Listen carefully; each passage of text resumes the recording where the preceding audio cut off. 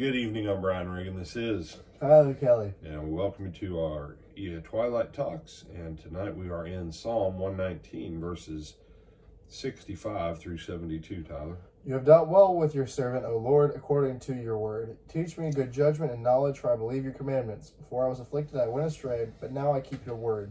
You are good and do good. Teach me your statutes.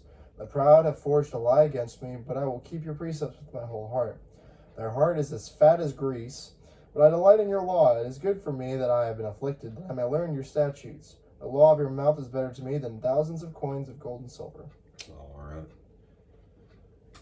So, the psalmist here is reflecting on a time where things were made difficult in their life, and that time of difficulty brought them back to a place of reflection in the Word. That as things continued to work out, they got themselves right with the Word. And now, whatever it was they valued more than the Word that caused their time of affliction or their time of humility, now the Word, the law of the Lord, the Word of God from His mouth is better to them than thousands of pieces of gold and silver. And I would say that to you, brother, sister, friend who's watching, wherever you may be in the world.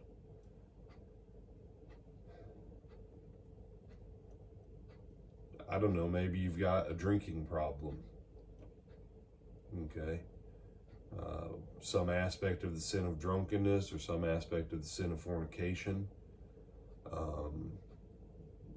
Maybe you cheat and steal. I don't know. Still spend time with His Word. Some stupid people, and you say, yeah, no, I'm going to call it stupid. Some stupid people will say, well, don't do you any good to, spend time with the Word of God if you're still going to go out and get drunk and fornicate and then cheat and steal from people. Oh, no. See, that's wrong. That's a wrong thought. You spending time with the Word of God is going to convict you of how wrong you are.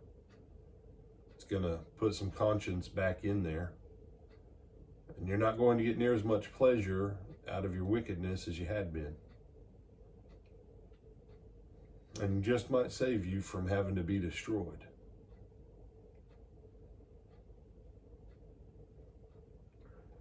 You say, no, I say that to you as someone that, even when I had no use for church, I had no use for Christians, even when I had no use for God, I still had my Bible. You say, that makes no sense.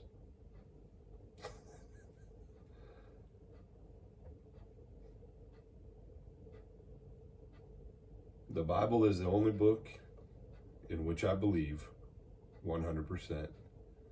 It is the one item that I own more of than anything else in this world. I literally own more Bibles than I could probably read from now until the day I die and wear them out. And wear them out too.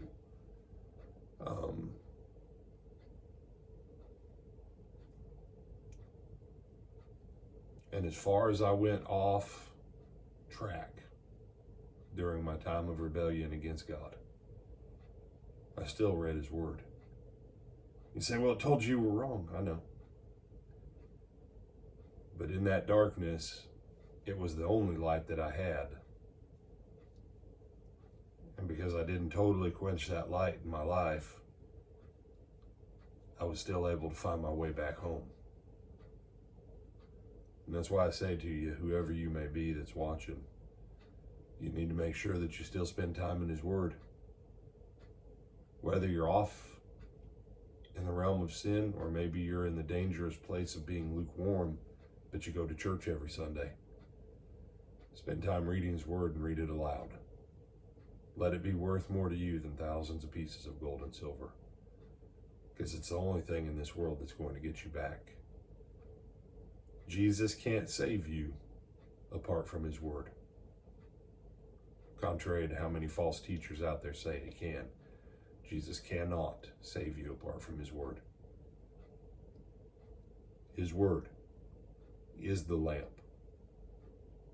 to our feet and the light to our path. His word. Without it, we'll never get anywhere.